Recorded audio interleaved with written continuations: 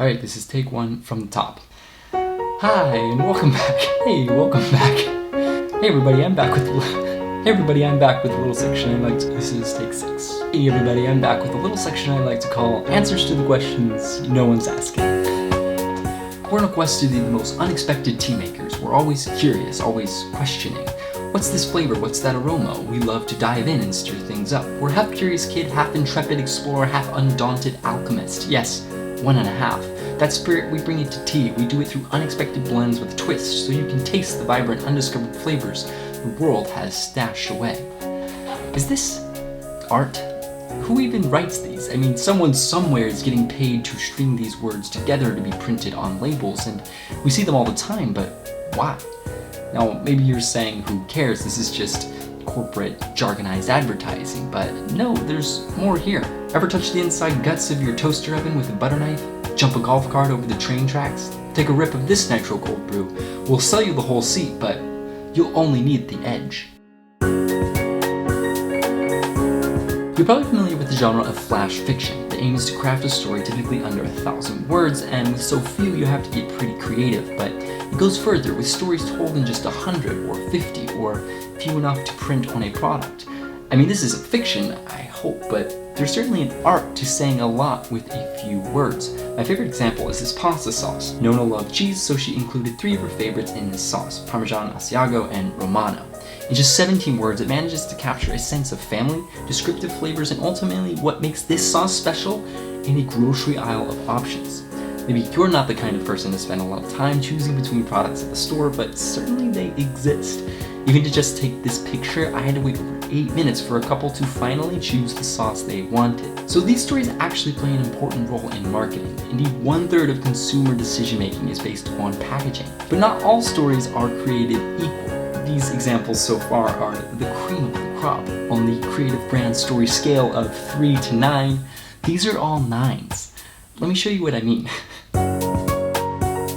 I went to my local grocery store and examined 242 products in 13 categories for these brand stories. The questions I was trying to answer: what percentage of products include brand stories, and how good of stories are they? Now, I defined a story as having some story-like element in it: when the company was founded, who started it, why this product exists in the world, at least a semblance of a story arc. And I found that 67 products contained at least one of these elements. That means of these brands, nearly 3/4 of them didn't even bother including a story on their product.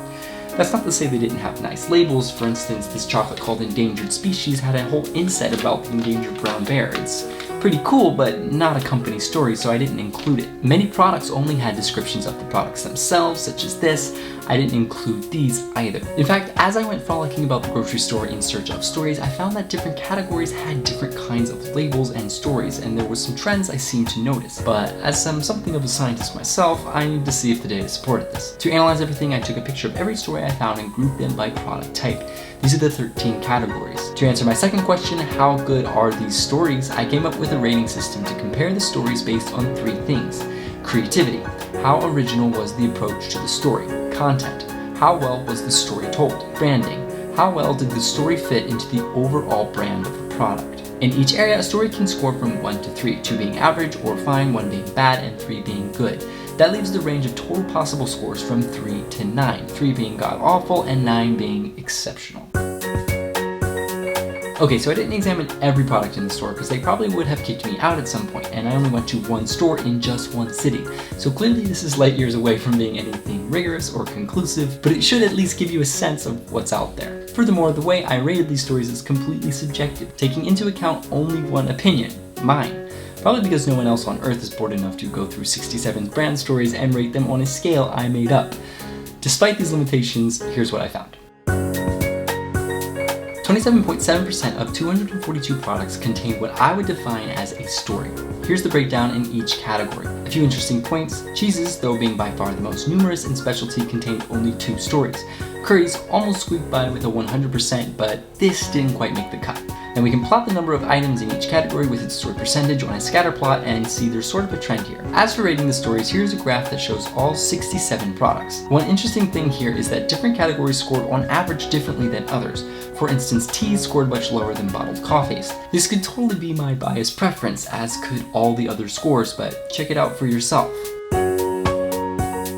So one obvious trend we can see here is that many of these stories promote a sense of family-owned small business that's been around for a while. Another would be environmental responsibility. Finally, there's the overwhelming presence that the product you are holding is quality. The stories we see are on the products that want to exude this feeling. Now, all the products we've looked at are consumer-packed goods or fast-moving consumer goods, and this market is characterized by high competition and need for consistent returning customers. That's why Coca-Cola has so many ads despite already being at the top of the game. It has to consistently remind you not to buy anything else but Coke. There's certainly a lot more to it than that, and companies are constantly doing research for what actually works and leads to increased sales, but the fact that we see such a high percentage of stories indicates that they work. That's not to say companies' product science is perfect, but it does seem to point to the conclusion that money decides whether the art of a particular brand's storytelling is good or not. Massive companies like Tropicana don't need a good story on their label. They control enough of the market to say this is good enough. From the company's point of view, this is art,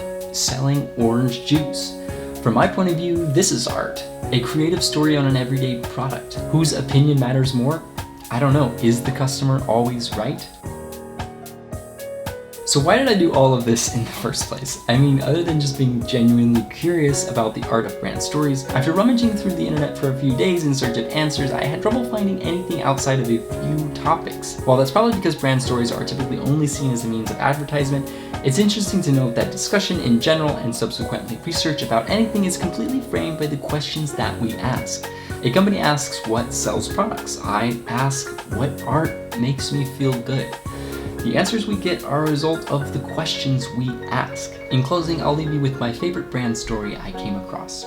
At night when you are sleeping, a mother comes round the field, tending to her oat crop to grow a golden yield. Needing less water than almonds or beans, oats grow taller than the tallest of trees.